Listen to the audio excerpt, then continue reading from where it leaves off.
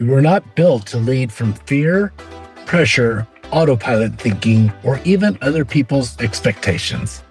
I am Lucas Sherrod. This is the Uncaged Leader. Practical tools, real conversations, and the freedom to lead like yourself. Let's get uncaged. Welcome back to the Uncaged Leader. This is the podcast where we are dedicated to some surprisingly simple shifts in awareness and curiosity that actually sets leaders free. My name is Lucas Sherrod, and it is an honor, as always, to be your host. I'd like to talk to you today about what we've coined in the Uncaged Leader community as the 5 o'clock formula. As you know, in the story model, at 12 o'clock, something happens. At 2 o'clock, we have a reaction. 4 o'clock, we start to form a judgment. We make up an opinion of whether we like it or not. At 6 o'clock, we make up a story. At 8 o'clock, we're looking for evidence. And by 10 o'clock, we've actually created a reality. And as you know, we talk about it's 5 o'clock somewhere. The 5 o'clock formula, that between the time where we start to form an opinion at 4 o'clock, at 6 o'clock, where we're making up a story, I'm inviting you to practice a very simple but challenging practice in your leadership, whether it's a leadership of a 2-year-old or you're the CEO of a major corporation. And at 5 o'clock, simply pausing and asking yourself some different questions to reframe the situation. So I want you to pretend that your phone buzzes. Which, isn't it interesting that the bzz bzz of our cell phone is almost as annoying and distracting as a ringtone itself? However, your phone buzzes, it's a text from someone on your team, and there are 3 words. We need to talk. I guess that's actually 4 words, but we need to talk. Think about that. What just happens in your body? What is the story that you initially write just within nanoseconds of receiving that text? Before you even have a chance to respond, you are probably already stepping into a narrative because that's just how our brain is wired. That's exactly what's happening between 4 and 6 o'clock all the time. And we literally have millions of those encounters. And honestly, be very clear that many times autopilot serves us at a really high level. If somebody pulls out in front of you in traffic, you're going to physically feel it and you don't have time to ponder, think, consider your options. You just react because that's autopilot thinking where your brain is just helping protect you. However, in leadership, in moments that matter, that moment between 4 o'clock when you start to form an opinion that I don't really like this or I really like this a lot, to 6 o'clock where you create a story, that moment, that pause is everything. I want you to pay attention to that window, and this is going to be extremely tactical because the uncaged leader learns how to live in that window, especially when your preferences, your biases, your mental models, your belief systems, your paradigms, whatever it is you choose to call them, when those things no longer serve you and you find yourself in Groundhog Day, where it's the same day over and over and over again, it's the same problem over and over and over again. You're hitting that same ceiling over and over and over again. And honestly, that becomes just simply exhausting. So in that moment, I want you to think about this. I want you to think about practicing the pause. Most leadership training tries to change my reactions, which I get that, and I want to condition habits to be different. But this isn't that. This is about inserting a choice point that wasn't there before. You're actually creating the pause. You can't stop the judgment from forming. You're going to form an opinion. You're going to immediately say, I like something, I dislike them. That makes me excited, that de-energizes me. But what you can do is you can choose what happens next. There's an old saying that we used to say that you can't stop a bird from flying over your head, but you sure as heck can stop it from building a nest. That's what this is. You can't stop the initial judgment. You can't stop the initial opinion. But what I want you to do is stop it from building a nest inside your head. Because you, my friend, are not your first thought. You are what you choose to do with it. You see, I believe this. Every emotion and every thought just happens. And every emotion and every thought probably should be validated because you thought it, you felt it. It needs to be validated. But every thought and every emotion do not need to be acted upon. What would your leadership look like if you learned how to be thoughtful and mindful about your action regardless of your initial response? So here's the tactic. The 5 o'clock formula. So here are 3 concrete, repeatable tools for extending the pause.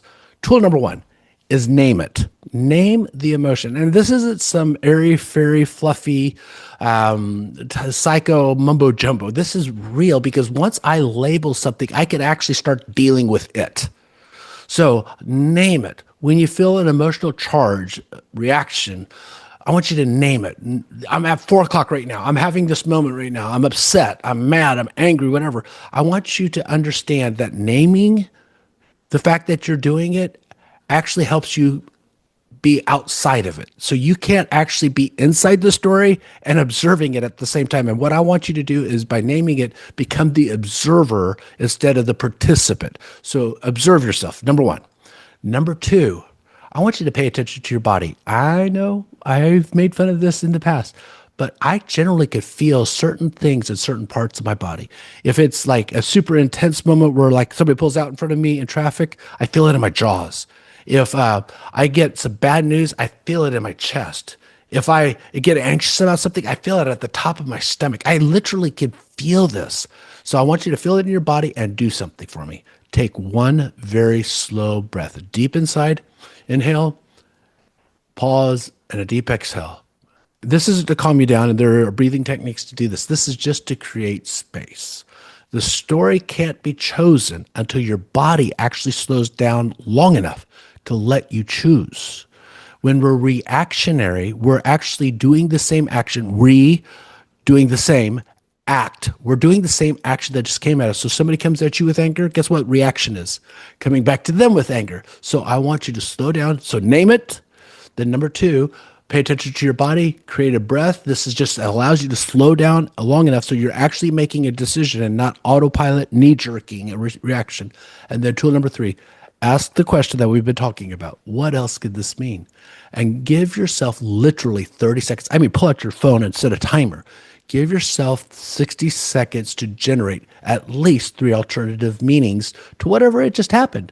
I know this sounds like complex, but as you practice it, it becomes massively simple. And here's what's amazing. As you create understanding and possibilities, you actually step into another realm outside the cage that was completely impossible before when you're living your life mindlessly and reactionary.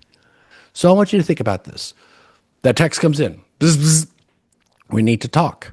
You feel it. You acknowledge it. Now you say, oh, I'm feeling dread. I'm scared. Wow, I'm actually at 4 o'clock right now.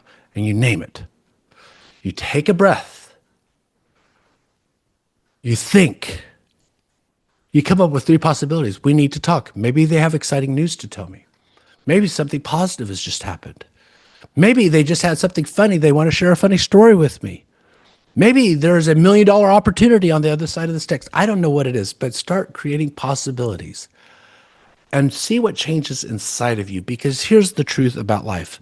Life is not about what happens outside of us. It is what happens on the inside of us that shows whether or not we retain agency and we retain our power to be able to show up and actually be a leader that makes a difference versus somebody who just reacts and goes with the flow of whatever was going to happen anyway. You see, I believe this with all my heart.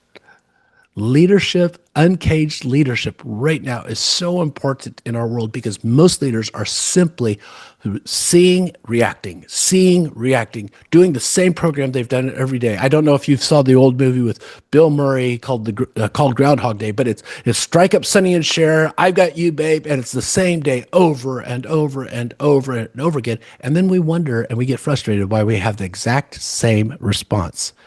I want to invite you into a new world of possibilities and be very, very transparent with you. This is not easy. We were not taught how to think.